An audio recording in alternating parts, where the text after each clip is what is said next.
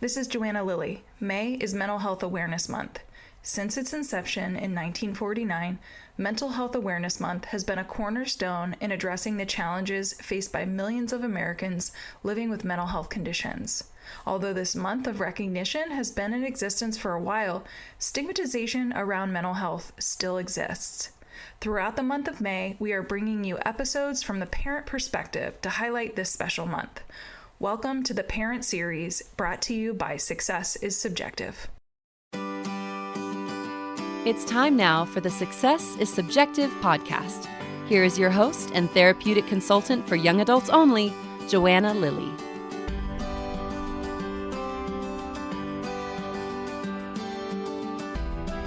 Mary Beth is a parent of a young adult in their early 20s who struggled with mental health and addiction. A year and a half ago, they reached the point where they could no longer help them in their city with the resources that they had available. They were fortunate enough to connect with me, Joanna, and started the process of looking for treatment facilities that fit the needs of their child, and ultimately ended up in North Carolina with several supporters, programs, and options that gave their young adult a community they can continue to thrive in. Though there were ups and downs and a few curveballs, they're now sober, independent, and employed. Mary Beth said many thanks to me for my dedication and time helping them navigate this journey. They couldn't have survived without me. Though I am humbly receiving this, this definitely isn't about me. It's about Mary Beth and their young adult's journey. So let's jump in. Mary Beth, thank you so much for being a guest on the Parent Series of the Success is Subjective podcast. If you're okay with us just kind of jumping right in, why don't you can you share like a little backstory of what was going on with your child prior to jumping into the treatment experience? Sure. When our child was about 15, we started to notice some mental health issues and later realized it was corresponding with some marijuana use. And so as, you know, at that age, we're very worried about the marijuana. So we were, tried to be up in their business and very strict about it. And then we realized, the mental health issues were a big part of it too. It was very hard for me to know what really started our things. But then, so he struggled for a few years, went to college. We did have, he did have a therapist in our hometown at the time that he saw on a regular basis before he went to college. Then spent a 1 year away, came back, was not a first semester actually was not a very good situation. We noticed he was continuing to struggle. And as the year went on, we realized there was nothing we could do in our town to help them. We had tried ketamine, we had tried, inpatient therapy, support groups, those kinds of things that were our sources that were here. And so we got to a point where we were lucky enough to be able to reach out to you and get some help and find a treatment plan that would work for them.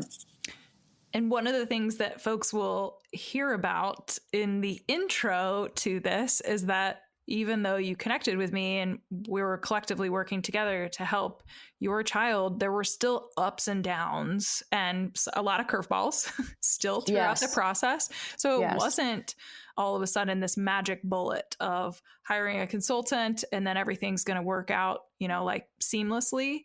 It was very much like a moving target. And so let's actually talk about that from the parent perspective. I mean, I'm kind of alluding to it. There were a lot of treatment experiences, not just one. We had multiple.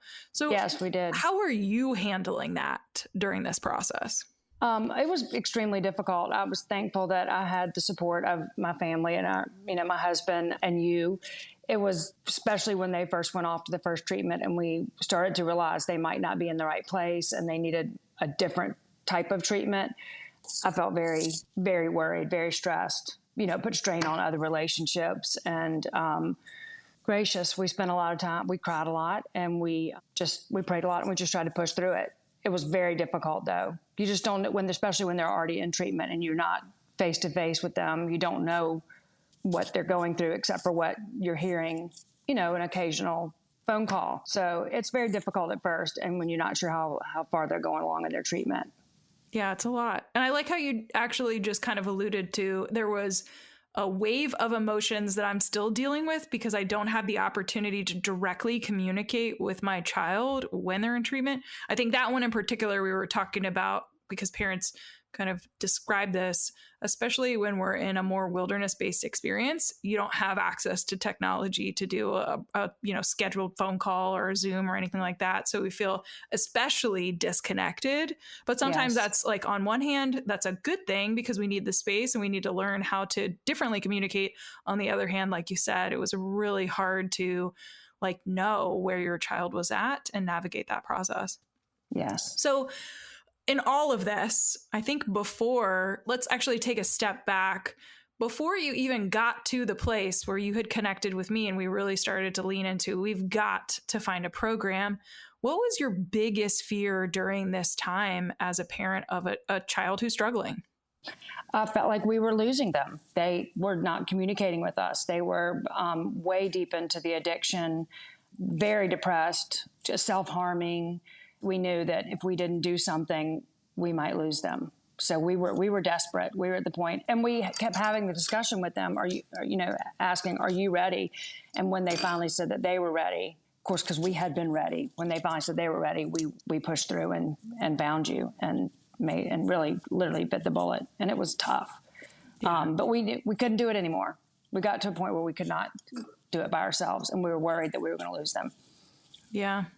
And I think you also kind of alluded to, not every family is growing up in a major metropolitan area where you have this extremely large menu of options in terms of resources that are available to your child. And so you had really maxed out and tapped into everything that you possibly could, and it still wasn't enough, or it wasn't, you're making a really tough decision. And I also think you alluded to something that oftentimes parents don't talk about, or at least not on this podcast, that you waited until your child was ready. You as parents, you were ready probably months earlier because you were kind of exhausted. You, again, had kind of leaned on all the resources that you could, and you were just waiting for that window of opportunity when your child said, "Okay, let's do this." Yeah, I felt like if they weren't on board, I didn't know how far we would get, because essentially they were an adult. They were of age where they could have made some of their own decisions. And if they weren't all in and at a desperate point as well, then I don't think we would have even gotten them to the first treatment place. Yeah, that's having the insight, right? And the self-awareness and the motivation to seek help can be a low point for a lot of young people. But it sounds like you as parents were very supportive of waiting until your child was ready to be in that place, and then kind of capitalizing on it to get them connected to the right resources. So yes.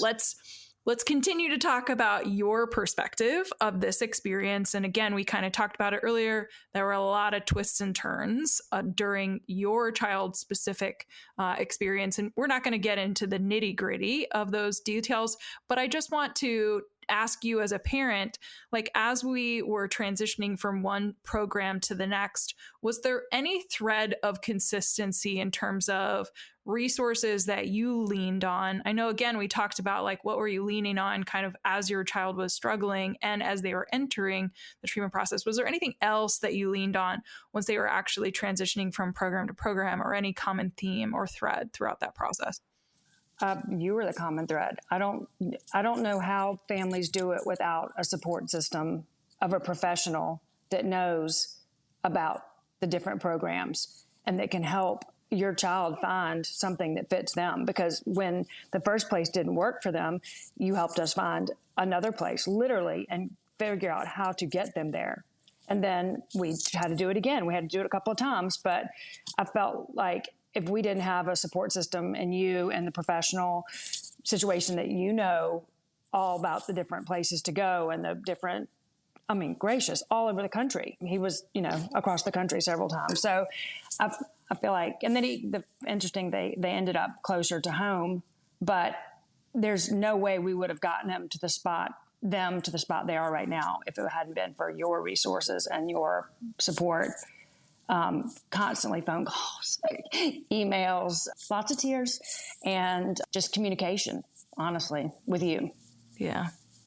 I'll just speak for myself, since we're talking about our joint kind of professional partnership. Working together to get your child help was a big joy in the work that I do is being an objective party that's available to parents as they like holding space so that you can feel the feels, ask the questions, and just feel supported and be okay staying in that place of like, I need to cry. I need to like sit in where my emotions are. And I can't think rationally or logically and do research right in this moment because there's like high stress. I'm just like, I've got a lot going on. And so to be able to be a support for you throughout was, like I said, it's probably the best part of my job in supporting parents is obviously the young adult is away in treatment and they're getting the care that they need, but being able to shift gears and look at like literally redirect my gaze towards the parents and say, I'm here for you. Like, how can I support you? That's probably one of the highlights of my job. Well, I remember one specific thing that you said to us when they went to the first treatment.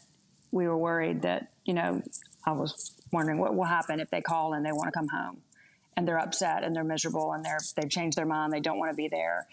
And you said, and you and Adam said, you have to tell them no, that you love them, that you support them, remind them why they're there.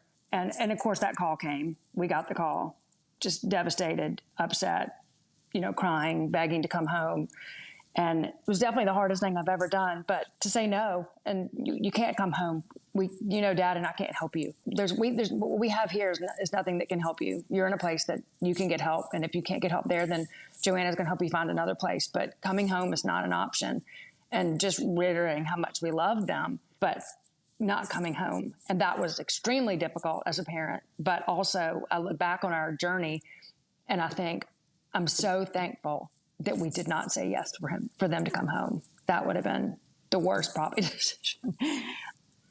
Yeah, coaching that process is not easy because it's like you said, when the call came, you're like, oh, this pulls on all the heartstrings, right? Yeah. Your child is in discomfort and they're asking to return to a place where they know they are safe and secure, but also not being challenged for why they're in treatment for the first place. So I think that there's a lot of trust that came from you as parents to be able to say no. And to your point, I think that we would be in a very different place had you said yes. So hindsight is a wild thing. Let's talk about this because I also think that this is kind of in line with what we're talking about. As you reached out to me as your consultant and kind of going through this process, sometimes parents, their vision of what success looks like for their child shifts. It's a lot less focused on kind of the outward, right? That college degree or the career, and it's more focused on just their well-being. But if you can kind of put yourself back in your shoes, like how has your vision of success for your child shifted since the ups and downs, the twists and turns through that treatment journey?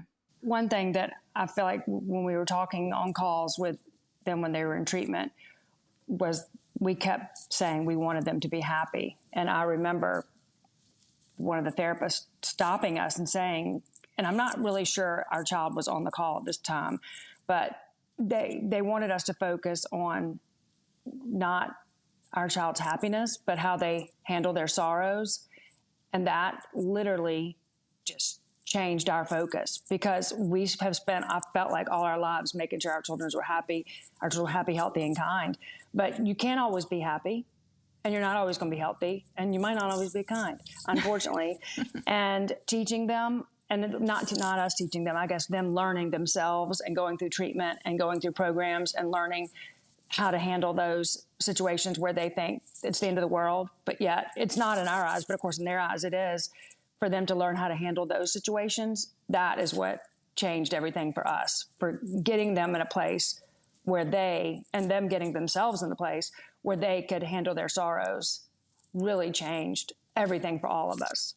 And I think that's one of the things in treatment that they learned, and being sober, of course, and continuing to get treatment and have a therapist and someone they can connect with besides us. Having someone besides myself and my husband was huge because even though I felt like I was best friends with my child, it wasn't a good situation to be in when I wasn't able to help them. A friend can't necessarily help them. They needed the professional help. And we got to that point where we knew we had to have those people. Feel like I went around a circle to get there, but did I answer your question? You totally did. Well, I'm just picturing you shared, there were a couple things in there that I actually think were beneficial. One is that sometimes we do focus as parents on our child's happiness. And I think having a redirect from a therapist, say it's not about happiness, but it's actually how do you handle the sorrow?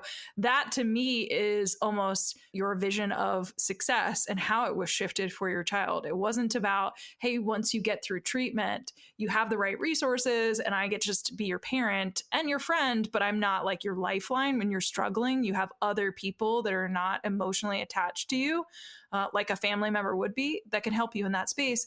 But also, you're human. You are going to handle sorrow. You're still going to have moments of sorrow, but how you handle them, that's what makes you quote unquote successful as an independent young adult. Yes. When you said vision again, I remember our vision for this child and all of ours was we thought the same for each of them, but it's not. Every child is so different. We thought they'd all go to college, they would all graduate, they would all get a job.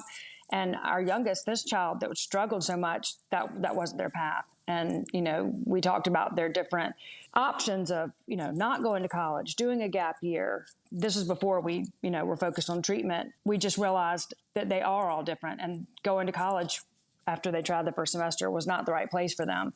And that changed our vision. But we look now at where they are in their life, and it's, in a wonderful place. But again, did not graduate from college, which now we know everybody doesn't need to. That was not the place for them. So our vision definitely changed. Yeah. In that way.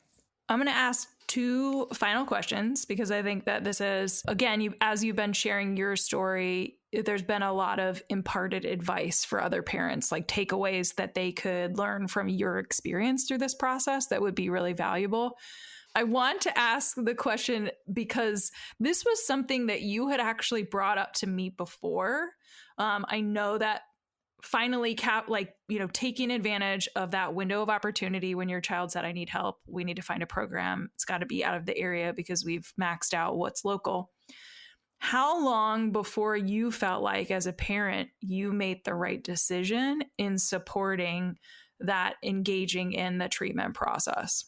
I would say the first month, even though they weren't necessarily in the right place the first time, we realized that we did need professional help and that we couldn't do it alone and that they were in the right place because they weren't at home, even though it is a loving, safe place, but it's not as safe as we wanted it to be for them as an adult. So I feel like probably in the first month, even though there were still lots of ups and downs, having someone supporting us and looking out for us, someone we could count on, the treatment, wherever they were, that made us feel like we were in the right place, that we'd made the right decision.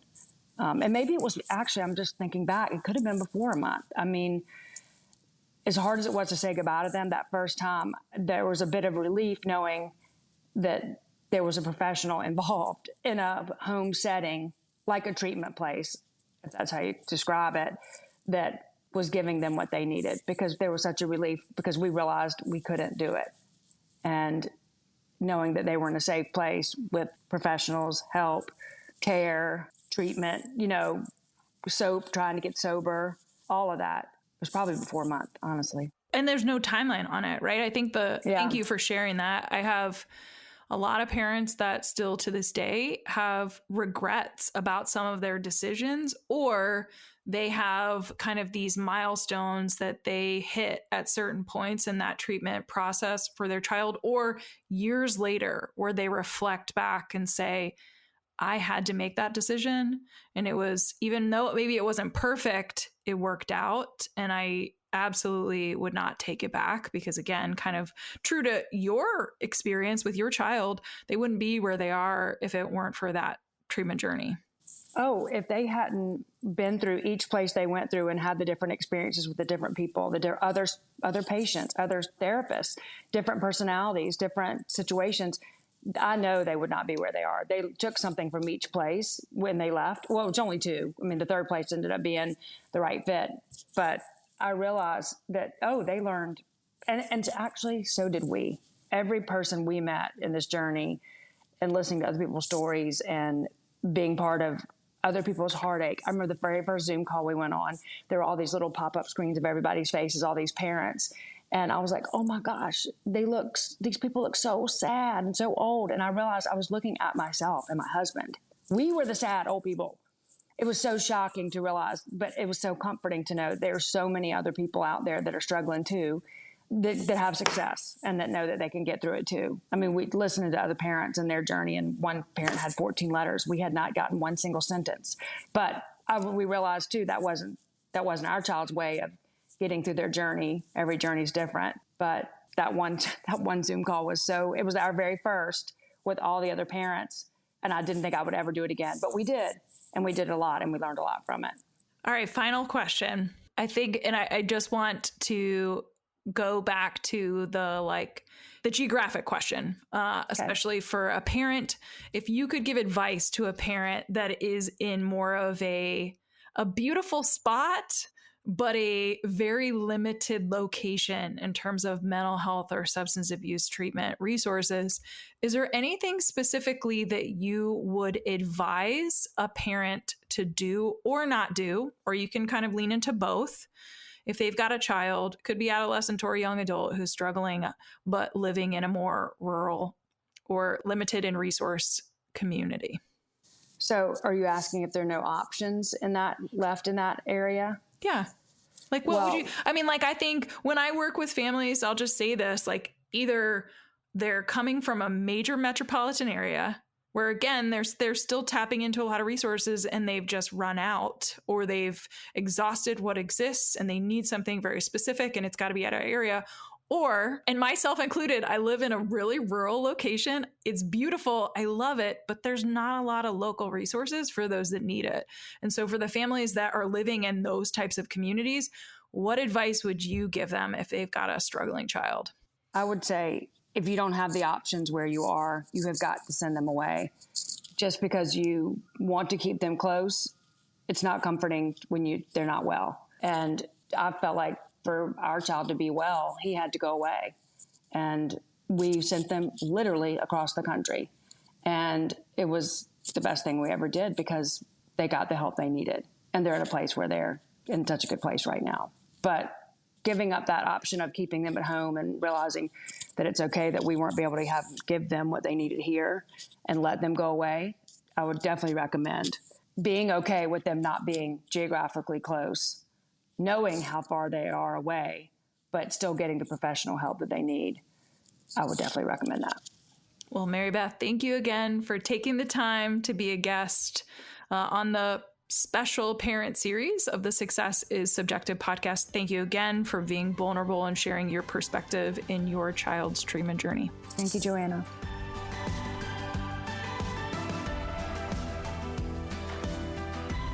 That's it for this week's Success is Subjective episode. We want to thank our guests for joining Joanna on the show this week and for being willing to share your journey. This podcast would not exist if it weren't for people such as yourself.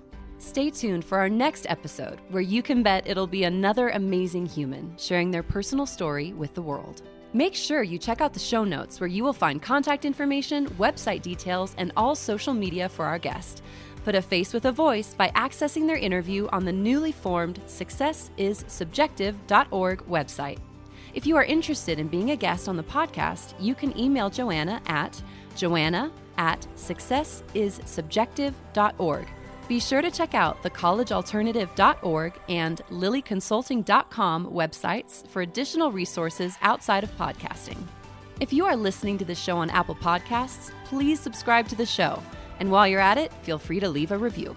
You can also download to listen to the Success is Subjective podcast on other popular podcast apps, such as Audible, Google Podcast, iHeartRadio, Spotify, Stitcher, and TuneIn Radio.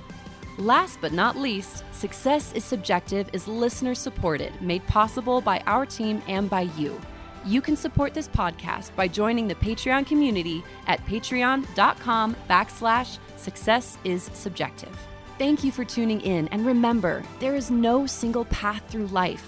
Success is what you make it.